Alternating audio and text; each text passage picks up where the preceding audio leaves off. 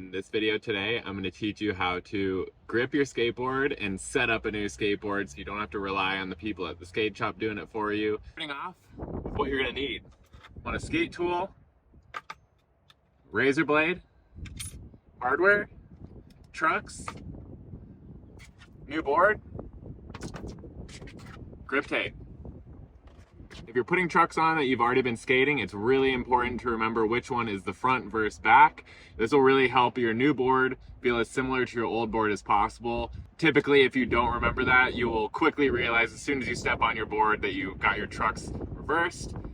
So it's important to remember that. Sometimes people mark them, but do whatever feels best for you so you can remember. First thing we want to do, take your razor blade, get rid of the plastic around the skateboard. You're gonna wanna put your board down, get your grip tape. Grip tape, you know, there's a few different options. I'm using Mob Grip. I would say the few differences between the most common grip tape is there's Mob and Jessup. Both great grip tapes. I would say Jessup is a little less grippy, which some people prefer. I really like Mob. It definitely is grippier, and it also has these perforations, which helps so you don't get air bubbles in your grip tape. I will just start peeling the grip tape off. Grab a corner.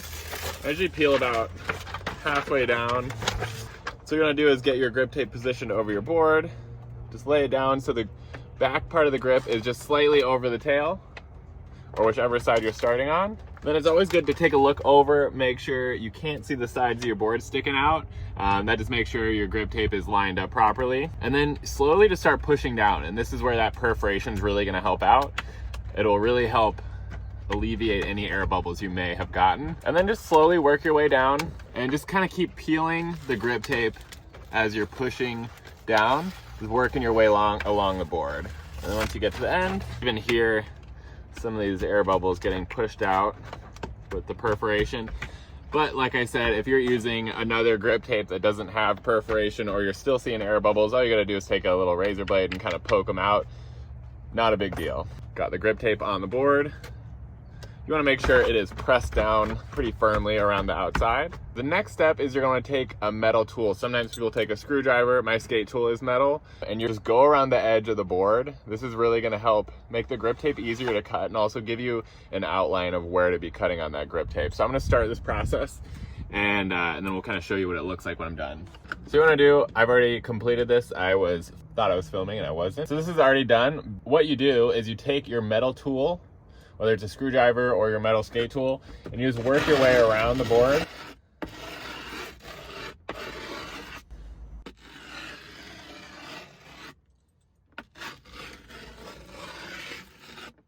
Making sure you get a nice clear line outlining your skateboard. This is really gonna help make cutting the grip tape off the edges a lot easier. So this is where you take your razor blade. You can either use a free razor blade like this or use one with a handle, whatever feels more comfortable for you. And they only had really wide grip tape at my skate shop. A lot of times the grip tape will be a lot closer to the outside of your board, but it doesn't really matter as long as it covers your board, you're all good. From here, you'll just want to make a little cut into the edge of the board.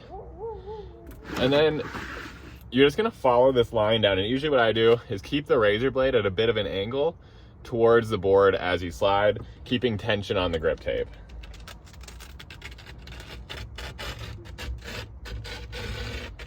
So you'll really notice when you do a good job of kind of rubbing down the edge here, it cuts a lot smoother. And so to really take your time on that part.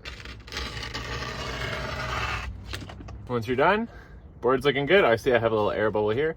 Should be able to push that out. So board's looking good. You should see around the outside of the grip. You know, it may not be perfect, and that's okay, because before you know it, your board is going to be looking trashed. So I never worry too much about what my grip tape looks like at this point. Once you have this, you just want to clean up the edges. Take your leftover grip tape and just kind of go around the edge of the board.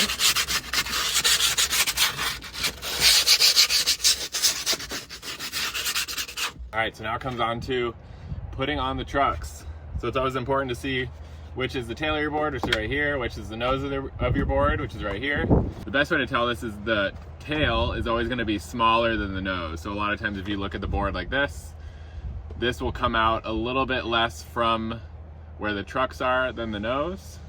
And a lot of times the nose is a bit wider than the tail too. You can also really tell by looking at the graphic for the most part.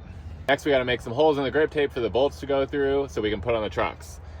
Easiest way to do that is by taking your bolt, pushing it through the back end. Grip tape may rip a little bit, that's totally fine. One tip I didn't have any, but if you have any screws like wood screws for walls, those are great to push through, and then when you pull them back out, it'll pull the grip tape in with them so you don't have grip tape sticking out of the top. But ultimately, whatever you have to push through the grip tape works out fine.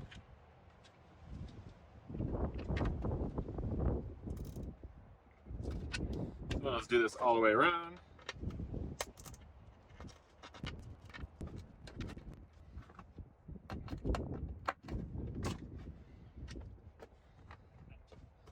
All right, so now you got your holes in your grip tape, ready to assemble.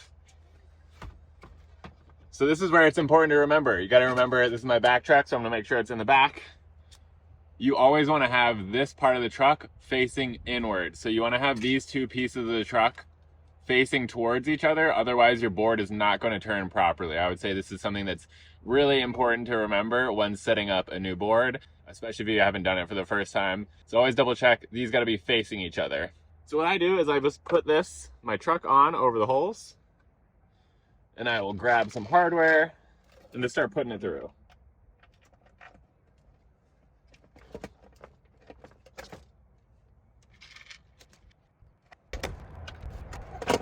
And while we're talking about hardware, if you're buying hardware for the first time, you'll probably see there's different lengths. I recommend, unless you're using riser pads, getting the 7/8 inch hardware. It just means you're gonna have to turn your wrist a lot less getting on your board. A lot of times you'll see 1 inch hardware and then even like 1 1/4 inch. That comes down to if you have riser pads under your trucks and need a little bit longer bolts to put in. But if you just have regular old trucks, all you need is 7/8 inch, and you'll just have a little bit of screw sticking out, as you can see there. And so that means you're barely gonna have to tighten anything to get your truck on, which saves you a lot of time setting up your skateboard. So now that I have my truck in place, I'm just gonna lightly put the nuts on, just making sure the truck stays in place.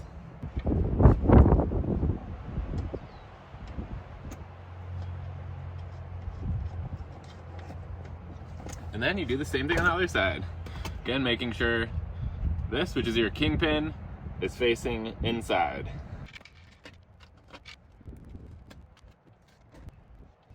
Best part about 7/8 inch hardware is most of the time you can get it mostly screwed on with your fingers and just give it a couple twists with your skate tool and you're ready to go.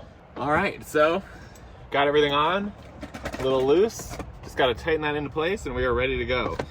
Another thing I forgot to mention is, depending on, there's two different options of hardware, along with the length of them. I'm using Allen hardware, but you can also use Phillips head hardware, whatever your preference is.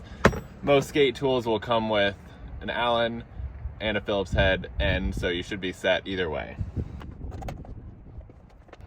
And honestly, I don't really think they make a difference. A lot of people have different preferences, but I just say whatever they have at the skate shop that works for you.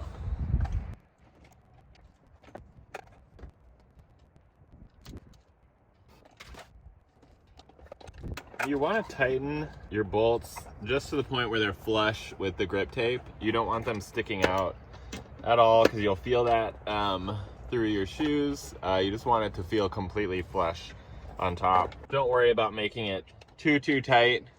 I also wouldn't recommend, sometimes at skate shops they'll do this with a drill. I think that's just because they are trying to get it done as quick as possible, but a lot of times with a drill you can end up drilling in too hard and it'll kind of compress the wood around the truck and give you some pressure cracks, which are always good to avoid if you want to have your board last as long as possible. There we have it, just showing you the flush bolts with the grip tape. I'm gonna make sure nothing's sticking out. Now we have a fresh board, we're ready to skate. Well guys, now we got our fresh board set up, got the grip that you did yourself. Get out there and go skate. Let me know if you found this helpful. I'd love to see all the pictures of the boards you guys set up through this.